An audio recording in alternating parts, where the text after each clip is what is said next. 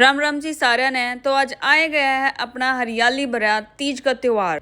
औरतों के लिए तो सारे त्योहार एक बराबर रहे हैं, पर जब तीज आ जाए ना जी तो न्यारा ये रहा हो जाए जी। क्यों? क्योंकि तीज आ गई और खिंडागी बीज, इब सारे त्योहार एक के बाद एक लाइन सी ला लेंगे। और आज हमारे हरियाणा का बढ़िया सा त्योहार जो आगी बीज खिंडागी तीज जिसने कह कर है, तो इस मारी हम रखेंगे आज का पूरा व्लॉग अपना हरियाणवी में।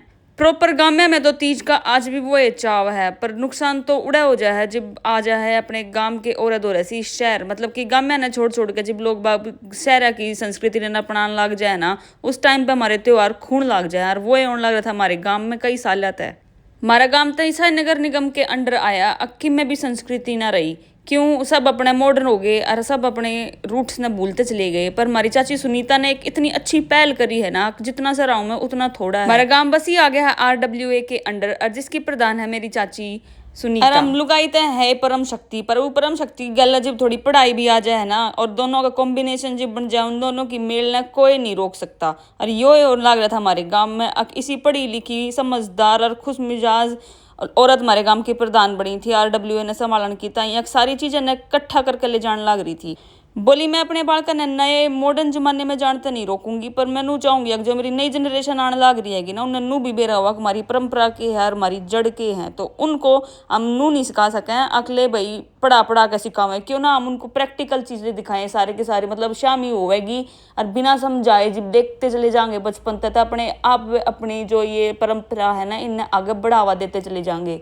तो इसी सोच के साथ सारा गांव इकट्ठा कर लिया था चाची ने। एक एक घर पे जा जाकर ना औरतों ने बुला के लेके आई थी। और जो हमारे गांव में वार्ड के पार्षद थे वे भी एज अ चीफ गेस्ट आ रखे थे, और भी बड़े सारे कैंप वगैरह लगा रखे थे। मैं हो गई थी थोड़ी ही लेट जाती आना, पर फिर भी वो वाले मेडिकल कैंप तो रह गए थे। पर ये जो हैंडवर्क इधर लगवा रखा है ना चाची ने, बस सराहना है। मतलब वुमेन एम्पावरमेंट को यहाँ पे बढ़ावा मिल रहा है एक तरीके से। अब जो घर बैठी महिलाएं काम कर रही है वो आओ अपना काम दिखाओ और पैसे कमाओ। ये बड़े ही सुंदर सी ये प्लेट्स जो बन रखी है ना, ये दिख तो रही होंगी आपको नॉर्मल, पर इसके पीछे जो मेहनत लग रही है ना उसकी तो थोड़ी सी भी मेहनत हम नहीं कर पाएंगे अगर हम खुद बनाने लग जाए। तो एक एक न्यूज़पेपर को बिल्कुल बारीक बारीक मोड़ के और उसके बाद लाइनों को ये लगा लगा के प्लेट्स बना रखी है, टोकरी बना रखी है, और बहुत सारी अलग अलग चीजें, यहाँ तक कि ये झुमके पहनने के लिए भी बना रखे हैं। तो मतलब आप देख रहे हो कलाकारी हर एक गली मोहल्ले रग रग में बसी हुई है हमारे देश की। और एक ना दी का ये स्टॉल लगा रखी थी, अरे मेरी चाची ताई यार भी बढ़िया कति स्वाद ले रही थी। क्यों ना आ रहा था मजे, इतने खुश मिजाज माहौल में आ रखी थी ना अपना तीज मनाने की ताई कति मन गदगद हो रखा था, इनका राज्य हो गया ना। मगर चाची था अपना करो यहाँ इंजॉय, और उसके बाद उन्हें झूला भी झूलन चलेंगे सारी जनी। पर उससे पहले मैंने देखे कि साथ ही साथ यहाँ पे अचार से लेकर के कपड़ों तक की स्टॉल्स यहाँ पे लगा रखी थी। मतलब हर एक चीज को बुला रखा था कि जो आ सकता है वो अपने रोटी पानी खा लिया था और मुंह मीठा कर लिया था। और इसके बाद आ गई थी बारे अपना तीज के त्योहार ने पूरा करण की, और वो बिना झूला झूले तो पूरा हो ही नहीं सकता। तो सारी जनी चल दी थी लाइन लगा कर नेपेडा की साइड की उड़े लग रहे थे बहुत बढ़िया बढ़िया से एकदम इतने सुंदर सजे हुए झूले। तो यो पेड़ हमने पकड़ लिया था, मगर इस पे तो झूलेंगे यहाँ हमारा भैया अपना था। मैं देख लो दूसरी तरफ था मेरी चाची यार लाग गई थी पकड़ कर रस्सी दे। मेरी ताई कितनी सुथरी तैयार हो रही है, कती लाग गया ना हरियाणवी पटाखा। आधे काम की लुगाई तो झूल झाल के जाली थी। अरे देखो आप वीडियो में देख सको छोटे छोटे बच्चे भी कितने राजी हो रहे इसने झूलन की ताई, क्योंकि यही तो यो तो रीजन है ना अकम्बड़ का न लिया उन्हें दिखावा भाई देखो थारी संस्कृति या है, हमने इसने आगे बढ़ाना है, थारी धरोहर है इसने भूलना नहीं है। तो ये जो हमने दिमाग में चला रखा है ये बिल्कुल साफ सीधा सफल होता दिख रहा है मेरे को यहाँ पे। बड़ी बहुत ही ज्यादा सराहने वाली बात है यार। देखो ये गीता के बिना तो झूल झूलना कि मैं बढ़िया बात नहीं है। तड़ा लाग गई थी मेरी मम्मी ताई यार अपने गीता ने गाना लो आप भी सुनो एक आधे यार। मीठी तो कर देरी अम्मा को थैली, मीठी तो कर देरी अम्मा